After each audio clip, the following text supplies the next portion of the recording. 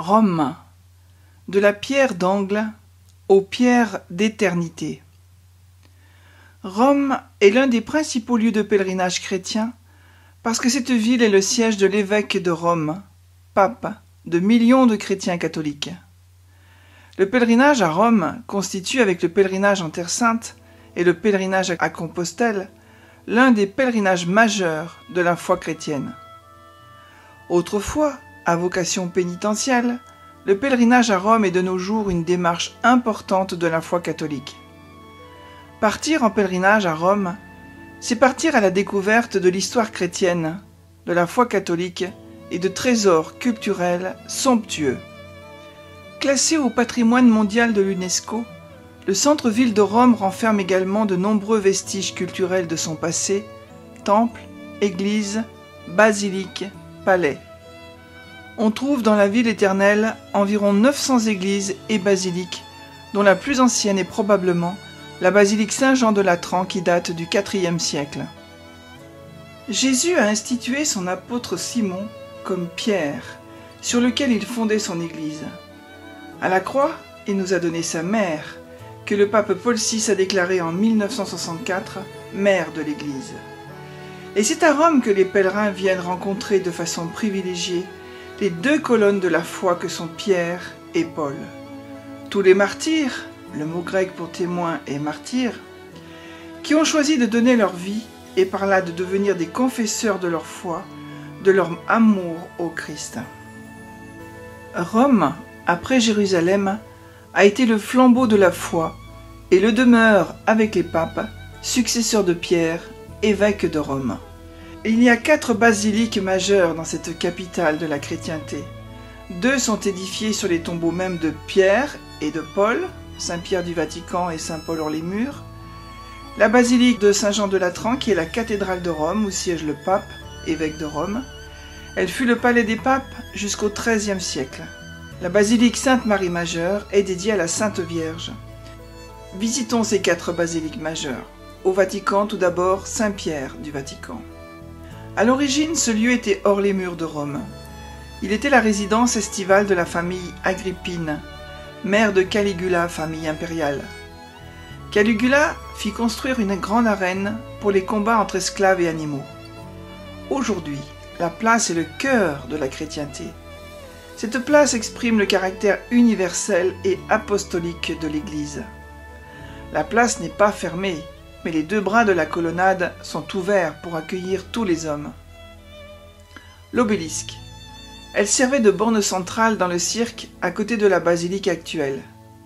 Pierre a été martyrisé dans le cirque de Caligula par Néron, qui l'a fait crucifier la tête en bas, à l'envers du Christ, qui est le seul chef des chrétiens. Néron imputa aux chrétiens l'incendie de Rome en 64. Des légions de martyrs des premiers siècles versèrent leur sang à ses pieds comme Saint-Pierre. L'obélisque est surmonté de la croix, et cela signifie que l'empire du Christ rayonne sur le monde et met fin au vieil empire romain, symbolisé par l'obélisque. Le pape Sixte V a accordé une indulgence à celui qui récite un Notre Père, un Je vous salue Marie et un Gloire au Père au pied de l'obélisque. Au IVe siècle, Constantin édifie la basilique au-dessus du tombeau de Pierre. On appelle cette basilique une basilique cimetiériale, repos dans l'attente de la résurrection des morts. Il y a 148 tombeaux des papes, pour montrer que l'Église est le corps du Christ à travers le temps et l'espace, et le temple vivant de la communion des saints. Au XVIe siècle, le pape Jules II édifie une nouvelle basilique qui sera achevée en 1650. Il fallut 168 ans, 26 papes et 12 architectes pour participer à cette construction. Et c'est Michel-Ange qui fit les dessins de la basilique, notamment le dôme et la forme en croix. Chaque dimanche, le pape apparaît à la seconde fenêtre de droite du dernier étage du palais pontifical pour réciter l'Angélus. Avant de pénétrer dans la basilique elle-même, il faut passer par ce qu'on appelle l'atrium. L'atrium favorise le passage de la vie quotidienne, caractérisée par ses nombreuses activités à la vie de prière. L'atrium est encadré par les statues de Charlemagne et de Constantin, qui sont les 2 empereurs qui ont fait le plus pour l'Église. Charlemagne y vint 4 fois et fut sacré empereur par Léon III en 800. Sa devise Christus vincit, Christus regnat, Christus imperat est devenue celle du Vatican. Dans l'atrium, il y a 5 portes, dont la fameuse porte sainte, qui a été offerte par les catholiques suisses pour le jubilé de 1950, en remerciement pour avoir été épargnés pendant la Seconde Guerre mondiale. Lorsque nous pénétrons dans la nef centrale, nous voyons une gigantesque et fastueuse salle du trône. Le baldaquin est érigé au-dessus de l'autel papal et du tombeau de Pierre. Sur les parois des piliers de la nef, on voit des saints fondateurs d'ordre religieux et aussi des médaillons des 40 premiers saints papes. Le bandeau ininterrompu d'une mosaïque resplendissante se déroule sous la corniche avec, écrit en latin et en grec, des passages de l'Évangile où le Christ confie son Église à Pierre. « Tu es Pierre, et sur cette pierre je construirai mon Église. C'est à toi que je donnerai les clés du royaume. » Matthieu 16, 18, 19. Le baldaquin fut commandé par le pape Urbain VIII au Bernin. C'est ce pape qui consacra la basilique le 18 novembre 1626. La croix sur la coupole est à la verticale de la tombe de Saint-Pierre. La mission de l'Église est fondée sur Pierre et ses successeurs. La basilique Saint-Jean de Latran. Elle est toujours la cathédrale de Rome. Le président de la République française appartient de droit à son chapitre et le 13 décembre de chaque année, une messe est célébrée pour la France. Le pape vient en prendre possession 15 jours après son élection. C'est la mère de toutes les églises, la première église du monde. C'est ici, en 1300, qu'eut lieu le premier jubilé, demandé par Boniface VIII. Toutes les basiliques majeures ont une loge des bénédictions, de même qu'un atrium. C'est dans cette basilique majeure que l'habitude d'ouvrir la porte sainte fut prise, et cela remonte au jubilé de 1500. Dans la nef centrale, on trouve la statue des 12 apôtres. Au-dessus de l'autel, il y a un reliquaire qui contient les crânes de Saint Paul et Saint Pierre. Une magnifique mosaïque se trouve dans l'abside. Dieu le Père et le Christ dominent, entourés d'anges. Dans l'axe, la colombe, le Saint-Esprit, avec un faisceau de rayons, force de la Sainte Trinité, qui éclaire une croix gemmée avec le baptême du Christ. La croix s'élève sur une colline, au creux de laquelle se trouve Jérusalem. L'arbre de la vie est le phénix qui marque la résurrection. 4 fleuves, les évangiles, sortent de la croix, désaltérant cerfs et agneaux, les chrétiens, puis se déversent dans le Jourdain, le baptême. À droite de la croix, la Vierge et Saint-Pierre, puis Saint Paul à gauche et Saint Jean l'Évangéliste. Devant l'obélisque, le portique de Sixte V. Cet obélisque a plus de 30 mètres. C'est le plus haut et le plus ancien de Rome. Il porte des hiéroglyphes datant de -1500 avant Jésus-Christ. Il fut consacré en tant que symbole de la victoire du christianisme sur les anciens cultes. Toutes les routes consulaires convergeaient vers l'obélisque. Les anciens pharaons et les empereurs représentant les faux dieux finissaient même sans s'en rendre compte par adorer le vrai Dieu dont le pape était le représentant sur terre. Tout près le baptistère de Saint Jean de Latran, qui date du 5e siècle, consacré à Saint Jean-Baptiste.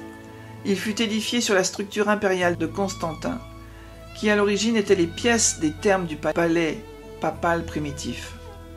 Au 5e siècle, le baptême se faisait par immersion, et seule la cathédrale avait un baptistère. C'est le premier et le plus ancien du monde où ont été baptisés les premiers chrétiens de Rome par immersion. Au XVIe siècle, on a abattu des maisons pour ouvrir la Via Merulana, qui relie directement Saint Jean de Latran avec Sainte Marie Majeure, c'est-à-dire le Fils avec la Mère. Et tout près, le Sancta Sanctorum, le sanctuaire sacré, qui est un reste du palais du Latran d'origine.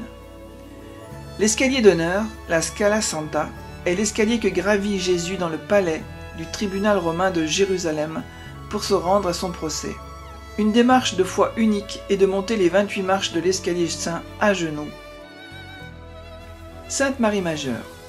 Au IVe siècle, le pape Libère rêve de la Vierge, le 5 août 352, qui lui dit qu'il doit construire une basilique là où il y aura de la neige. 2 jours après, il neige sur la colline de l'Esquilin. Chaque année, le 5 août, il y a la célébration annuelle du miracle de la neigée.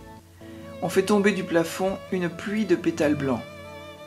Au 5e siècle, la basilique est édifiée après le concile d'Éphèse 431, où la Vierge est proclamée Mère de Dieu par le pape Sixte III. Le campanile, le clocher du XIVe siècle. Ce campanile marque le retour des papes à Rome en 1377. Dans la confession, nous voyons la statue de Pie IX devant la chapelle des reliques. Saint Jérôme a trouvé les reliques de la crèche qui se trouvent dans le reliquaire des reliques de la crèche. Dans l'abside, la mosaïque du couronnement de la Vierge. Dans la chapelle latérale, qu'on appelle la chapelle Pauline, il y a l'icône de la Vierge, Salus Populi Romani. C'est l'icône très vénérée de la Vierge. Le pape Jean-Paul II a fait installer une lumière qui brûle en permanence devant l'icône. Le pape François entreprend tous ses voyages après être venu prier cette Vierge. Saint-Paul-hors-les-Murs. C'est la plus grande basilique de Rome après Saint-Pierre. Le 25 janvier 1959, Jean XXIII y annonça pour la première fois le Concile œcuménique Vatican II. En l'an 64, Néron fait décapiter Paul qui était citoyen romain. Sa tête a rebondi 3 fois. Chaque rebond a donné une fontaine. Le corps de l'apôtre se situe donc sous l'autel, dans la confession. Cette basilique a des fenêtres d'albâtre. Une frise court jusque dans les nefs latérales et montre les portraits en mosaïque des papes depuis Saint-Pierre. Dans la chapelle Saint-Étienne, Sainte Brigitte est venue prier devant le crucifix et elle a eu la révélation des prières des 15 oraisons. Rome, c'est aussi les catacombes, où ont été enterrés tous les chrétiens des premiers siècles. C'est un pèlerinage qui nous enracine dans les fondements de la foi chrétienne, car beaucoup ont donné leur sang qui féconda l'Église chrétienne primitive.